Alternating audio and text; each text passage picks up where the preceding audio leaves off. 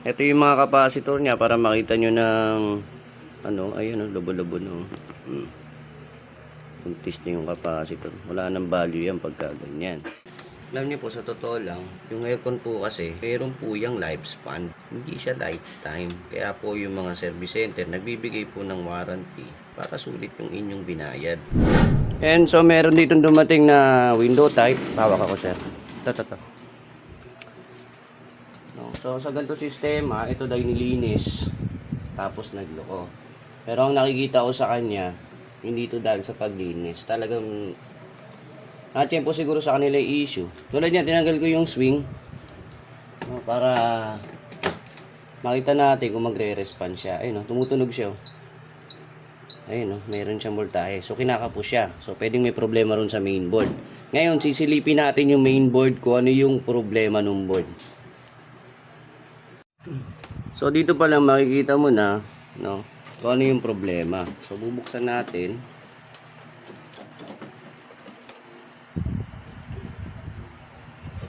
So, ayan.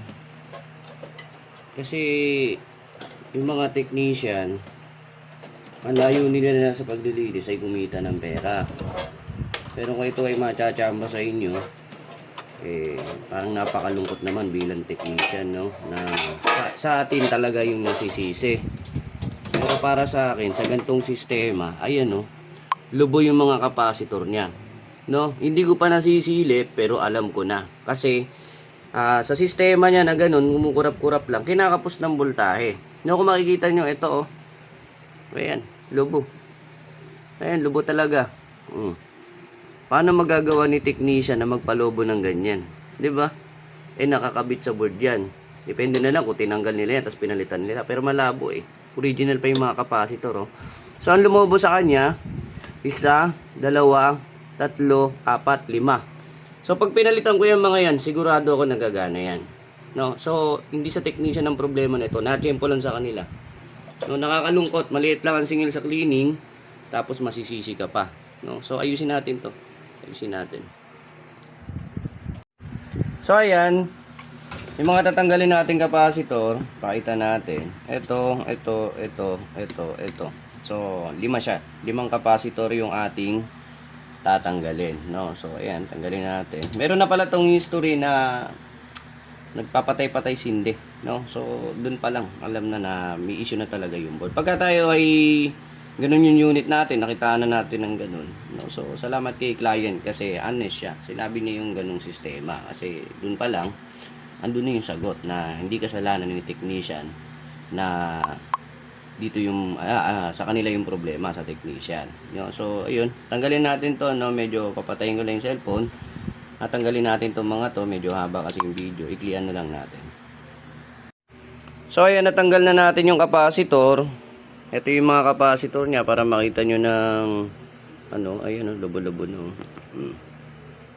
Puntis na yung capacitor. Wala nang value yan pagka ganyan.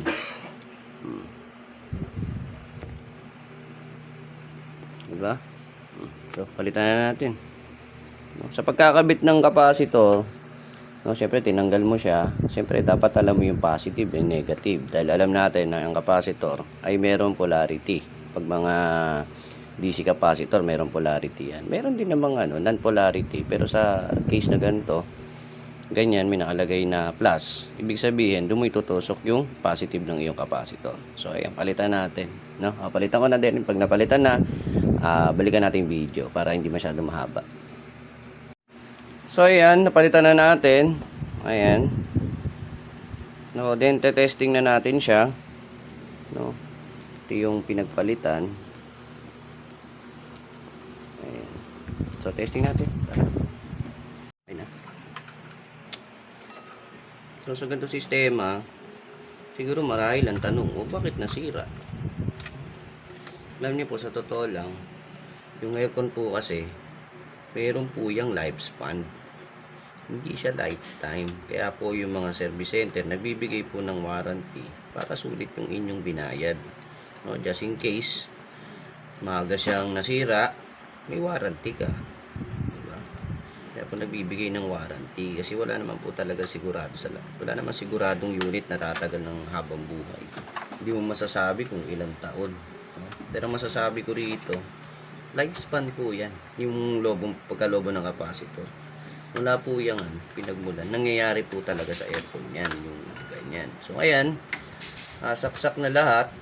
So, mamaya na siguro yung grounding. Grounding lang naman to. Okay. Tingnan natin. Sasaksak ko siya. Tignan nyo saksak natin.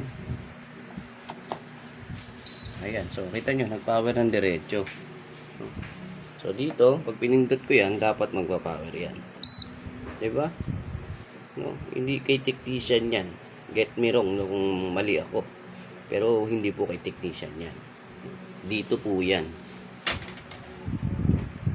Palobo.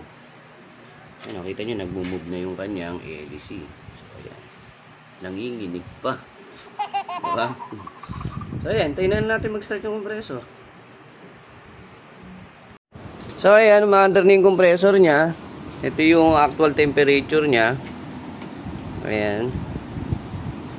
So malamig to. Condition pa yung refrigerant nito.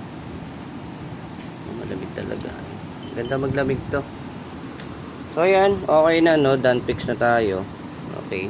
Maraming salamat po sa mga followers natin dyan na nakikinig. Huwag po sana kayong magsawa. Ito ay hindi lang po content, kundi ito ay guide no sa pagta-troubleshooting. So maraming salamat and goodbye. OJNR Air Conditioning laging andito.